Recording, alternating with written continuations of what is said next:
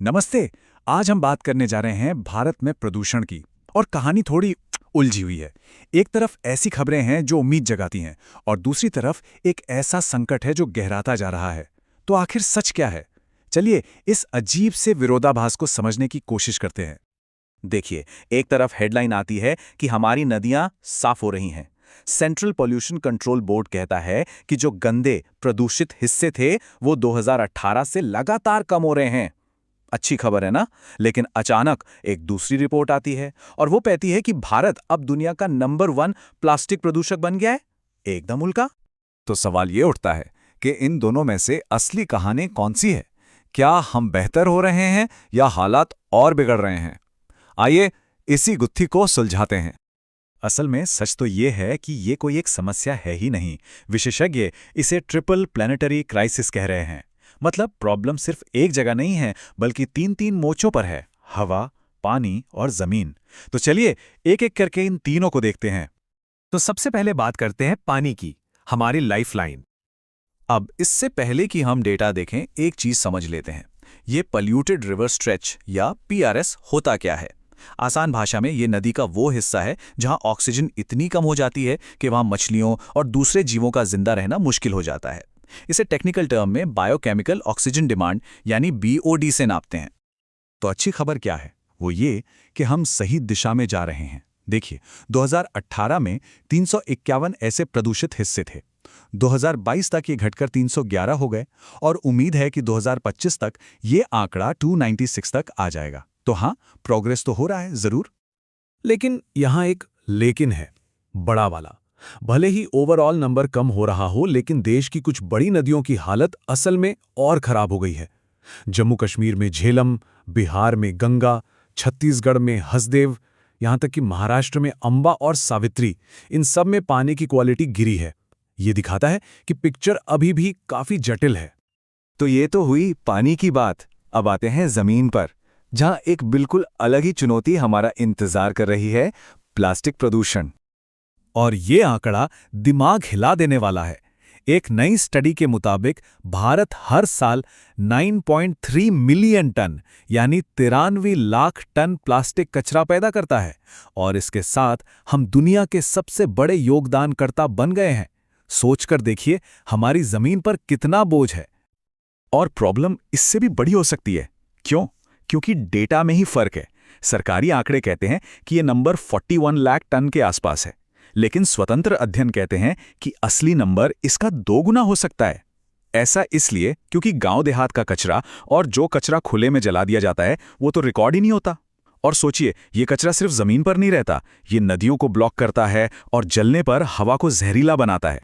पानी हो गया, जमीन हो गई। अब आते हैं तीसरे और सबसे जरूरी हिस्से पर, हवा। वो हवा जिसमें हम सांस लेते हैं। 2024-25 की सर्दियों का डेटा देखें तो हालात काफी गंभीर हैं। दिल्ली 175 के औसत पीएम 2.5 लेवल के साथ टॉप पर है।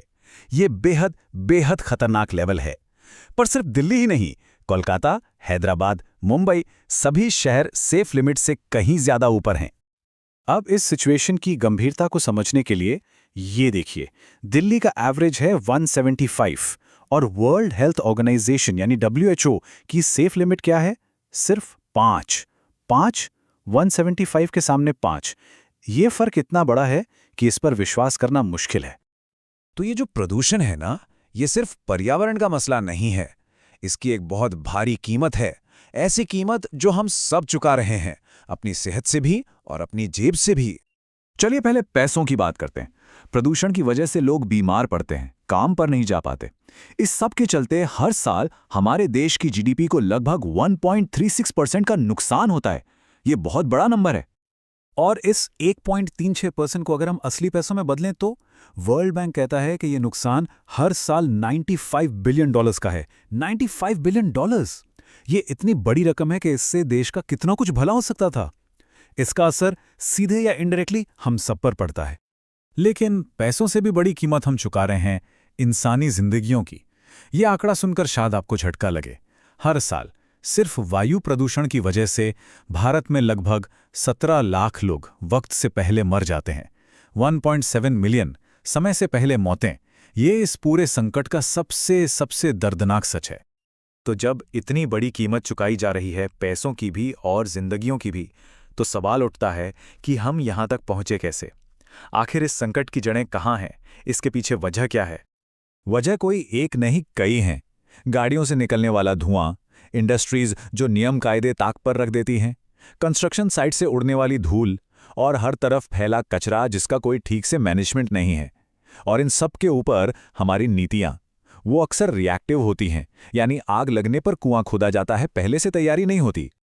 तो हालात गंभीर हैं, इसमें कोई शक नहीं, लेकिन इसका ये मतलब नहीं कि उम्मीद खत्म हो गई है। बिल्कुल नहीं, समाधान मौजूद हैं और इन समाधानों को 2 लेवल्स पर काम करना होगा, सरकारी लेवल पर भी और हम सबके अपने लेवल पर भी। सरकार को बड़े कदम उठाने होंगे, जैसे कि एयरशेड मैनेजमेंट अप्रोच, मतलब प्रदूषण को राज्य की सीमा में मत बांधो। हवा तो बॉर्डर नहीं देखती, तो पूरे इलाके को एक यूनिट मानकर काम करना होगा। एयर क्वालिटी के स्टैंडर्ड्स को WHO के लेवल तक लाना होगा। और इतने सारे प्लास्टिक कचरे का क्या करें? उसे वेस्ट टू एनर्जी प्लांट्स में इस्तेमाल करना एक बेहतर विकल्प हो सकता है। और अब बात आती है हमारी। हम क्या कर सकते हैं? बहुत कुछ। घर पर गीला सूखा कचरा अलग करना शुरू कर सकते हैं। रेड लाइट पर गाड़ी का इंजन बंद कर सकते हैं। कहीं अवैध कचरा जल रहा हो तो उसकी रिपोर्ट कर सकते हैं। पब्लिक ट्रांसपोर्ट का ज्यादा इस्तेमाल करना, एनर्जी बचाने वाले उपकरण खरीदना, ये छोटे छोटे कदम हैं, लेकिन इनका असर बहुत बड़ा हो सकता है। बिल्कुल वैसा ही जैसा centre for science and environment की अनुमिता रॉय चौधरी कहती हैं। उनका कहना है कि सर्दियों में जो प्रदूषण एकदम से बढ़ जाता है ना, वो सिर्फ एक मौसम की बात नहीं है, वो तो बस एक लक्षण है। असली बीमारी तो साल भर चलने वाला प्रदूषण है जो हमारे शहरों में बस चुका है। तो आखिर में हम वापस उसी सवाल पर आते हैं।